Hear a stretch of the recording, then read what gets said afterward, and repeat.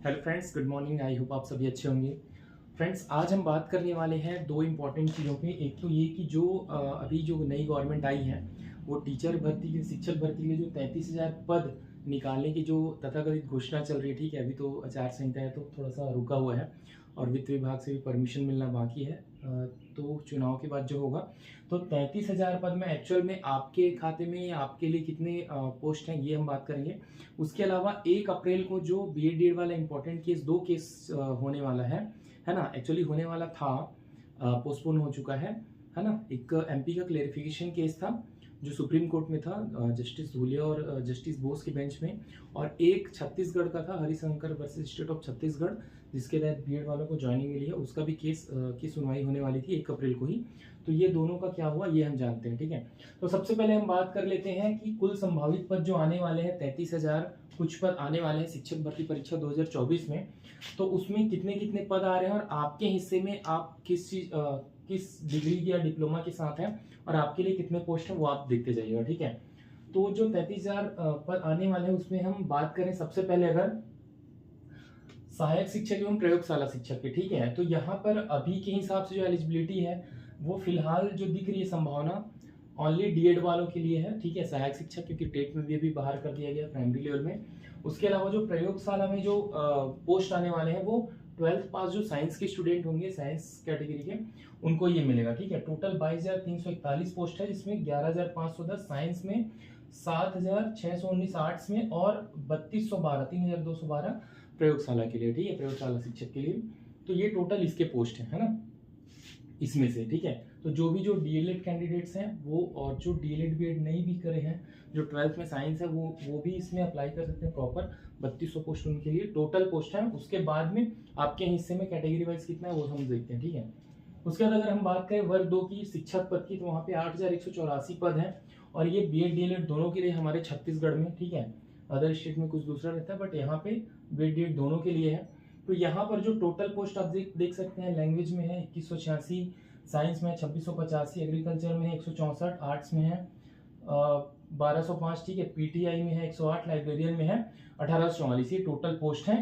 अगर विषयवार भर्ती होती है तो, जिसकी बात हुई है कि विषयवार भर्ती होगी इस बार, 2019 में नहीं हुई थी तो वो कॉमन हो गया था। ठीक है, बट अगर विषयवार होता है तो ये सब्जेक्ट्स हैं और सब्जेक्ट कॉम्बिनेशन आपको क्या क्या वो मैंने पहले ही बता दिया वीडियोज में। तो ये टोटल पोस्ट है। ठीक है, इसके अलावा हम बात करते हैं व्याख्याता की, वर्ग 1 की, है ना, लेक्चरर की। तो यहाँ पर वैसे तो 9,524 रिक्त पद हैं अभी वर्तमान में। ठीक है, लेकिन जो भर्ती आने वाली है इसमें 2,524 पदों की आएगी भर्ती, और ये ओनली बीएड वालों के लिए भाई। ठीक है, ये जो है ओनली बीएड वालों के लिए है। बीएड प्लस पोस्ट ग्रेजुएशन हुआ होगा आपका सब्जेक्ट में, जिस सब्जेक्ट में आप उसके लिए डाल सकते हैं। तो यहाँ पे आप सब्जेक्ट वाइज बाइफर्केशन देख सकते हैं। हिंदी के लिए 499, इंग्लिश के लिए 129, मैथ्स के लिए 216, फिजिक्स के लिए 128, हिस्ट्री के लिए 306, geography 160, political science 360, economics 211, commerce का 63, बायोलॉजी का 78। ये सारे पोस्ट आपको मिलेंगे। लेकिन अब देखने वाली बात यह है कि हमारे हिस्से में कितना आता है। ठीक है, तो सबसे पहले अगर हम बात कर लें रिजर्वेशन की, तो आपको पता है कि यहाँ पे रिजर्वेशन सिस्टम कैसा है। तो जो अनरिजर्व पोस्ट होते हैं वो है 42% के, है ना, हमारे यहाँ पे। और इसमें एसटी कैटेगरी के जो हैं स्टूडेंट्स, उनको रिजर्वेशन मिलता है 32% का। ओबीसी कैंडिडेट्स को मिलेगा 14% का रिजर्वेशन, एससी को मिलेगा 12% का रिजर्वेशन। ठीक है, और इसके बाद भी फीमेल रिजर्वेशन अलग से है 30% का, जो आपने देखा होगा कि 2023 भर्ती में तो मुक्त के अलावा जो महिला आरक्षण था वो पर्टिकुलर सिर्फ फीमेल कैंडिडेट्स के लिए है। तो इस तरह से अगर हम किसी भी एक पोस्ट का कैलकुलेशन करके देखते हैं, है ना, उससे समझ में आएगा कि एग्जैक्ट आपके लिए कितना है। आप ये मत सोचिएगा यहाँ पे कि मेरे पास 33,000 पद है तो आराम से हो जाएगा, है ना, या प्रिपरेशन आप लूज मत करिएगा। यहाँ पर देखिए एग्जाम्पल मैं लेता हूँ, लेक्चरर का लेते हैं हम, टोटल 2,524 पोस्ट है। ठीक है, तो सबसे पहले फिल्टर कहाँ होगा कि आपका सब्जेक्ट कौन सा है ना, आपने पीजी किस में किया है। मान लीजिए आपने हिंदी में पीजी किया है तो आपके लिए 499 पोस्ट है। ठीक है, बट ये 499 भी क्या आपके लिए है प्रॉपर? तो नहीं, ये यहाँ पे ये फिर से बटेगा। यहाँ पर देखिए मैंने एग्जाम्पल एक लिया हुआ है हिंदी का, तो यहाँ पर आप देख सकते हैं अनरिजर्व में टोटल कितने पोस्ट हैं 42% के अकॉर्डिंग 210। ठीक है, इस 210 में भी 63 ऐसे पोस्ट होंगे जो सिर्फ फीमेल कैंडिडेट्स के लिए होंगे, है ना। तो फीमेल कैंडिडेट्स का भी अगर मैं हटा दूं तो आपके पास जो मुक्त पद होंगे, ठीक है, जिसके लिए आप हिंदी में 499 में से जो अनारक्षित अभ्यर्थी हैं उनके लिए मुक्त पद होगा 147, ठीक है। और इस 147 में भी ये अनारक्षित है ना, किसी आरक्षण का वो नहीं है, इसमें general category, OBC, ST, SC सारे इसमें आ जाएंगे, ठीक है। अगर मेरिट रैंक बनती है तो इस रैंक के अंदर में जो भी आएंगे वो सब इसमें सीट ले सकते हैं। इसके अलावा अगर एसटी की बात करें तो एसटी में मुक्त में पद है 112, ठीक है। हिंदी की बात करो ना, सिर्फ एक एग्जांपल, आप बाकी जो है इसी हिसाब से कैलकुलेट कर सकते हैं। ये रिजर्वेशन सिस्टम का परसेंटेज है और उसमें फिर फीमेल रिजर्वेशन का 30% आप माइनस करके जो टोटल देखेंगे तो वो आपका ये वाला पोस्ट निकलेगा कि आप किस सब्जेक्ट से बिलोंग कर रहे हैं ना, मतलब कौन सा आपका सब्जेक्ट है और किस कैटेगरी से बिलोंग कर रहे हैं, उसके अकॉर्डिंग आपको कितना पोस्ट है यहाँ पे, उसके हिसाब से आपको अपनी तैयारी रखनी पड़ेगी, है ना।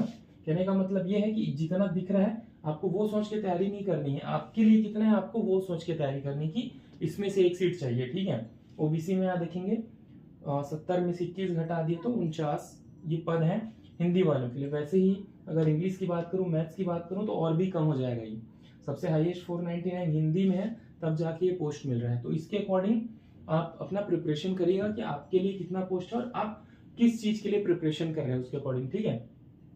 इसके अलावा मैं बात करने वाला था कि 1 अप्रैल का जो केस है उसका क्या हुआ। तो 1 अप्रैल को जो सुनवाई होने वाली थी, तो सबसे पहले एमपी का क्लेरिफिकेशन केस है। आपको याद होगा जो लास्ट हियरिंग हुई थी उसमें ऑर्डर सीट में ये आया था, 2 पॉइंट्स पे बात करी गई थी, ठीक है। एक तो जो 2023-24 या 24-25 के लिए कितने एडवर्टाइजमेंट आ चुके हैं, आने वाली हैं, जिसमें हम बीएड वालों को ले सकते हैं नहीं, इस टाइप की बातें होनी थी, ठीक है। दूसरा क्या था कि जो अपॉइंटेड कैंडिडेट्स हैं, जो अपॉइंटेड बीएड कैंडिडेट्स हैं प्राइमरी लेवल पे, उनको हम सेव कैसे कर सकते हैं, क्या उनके लिए कोई ब्रिज कोर्स है ना, या और किसी तरह से हम उसको इक्विवेलेंट बना सकते हैं। तो इस चीज के लिए बात करी गई थी, जिसका रिप्लाई फाइल करना था और उसकी हियरिंग होनी थी। चूंकि उसकी हियरिंग 1 अप्रैल को होनी थी, बट 1 अप्रैल को जो जस्टिस बोस हैं वो लीव पर हैं, ऐसा सुनने में आ रहा है, तो वो उस दिन की हियरिंग नहीं होगी, ठीक है। और उससे बड़ी न्यूज ये है कि जस्टिस बोस बहुत जल्दी रिटायर होने वाले हैं, तो ये बेंच तो वैसे भी टूट जाएगा जहाँ पे ये सुनवाई हो रही है, ठीक है। तो फिर उसके बाद होगा ये कि जब अगला बेंच बनेगा, किस बेंच में बनेगा, ठीक है, वो डिपेंड करता है सीजीआई पे कि कैसा बेंच वो बना रहे हैं, कॉन्स्टिट्यूशन में जाएगा क्या नया बेंच में जाएगा, जैसा भी है उसके अकॉर्डिंग फिर केस वहाँ जाएगा और फिर वहाँ पे सुना जाएगा, है ना। तो उसमें थोड़ा सा टाइम लगेगा, तो एमपी का क्लेरिफिकेशन वहाँ पे थोड़ा सा अटकेगा अभी फिलहाल के लिए, है ना। दूसरा हरिशंकर वाला जो केस था हमारा छत्तीसगढ़ का, उसमें भी उसका भी डेट आगे दे दिया गया है, ठीक है। तो ये दोनों केसेस आगे बढ़ गए, तो 1 अप्रैल को फिलहाल दोनों में से कोई भी सुनवाई नहीं होगी। आगे जो भी अपडेट होगा आपको प्रॉपर मैं दूंगा, जो भी न्यूज़ आएगा, ठीक है। तब तक के लिए अपना प्रिपरेशन जारी रखिए, जो आने वाले टाइम में एग्जाम होगा उसके लिए, ठीक है। और टेक केयर, थैंक यू।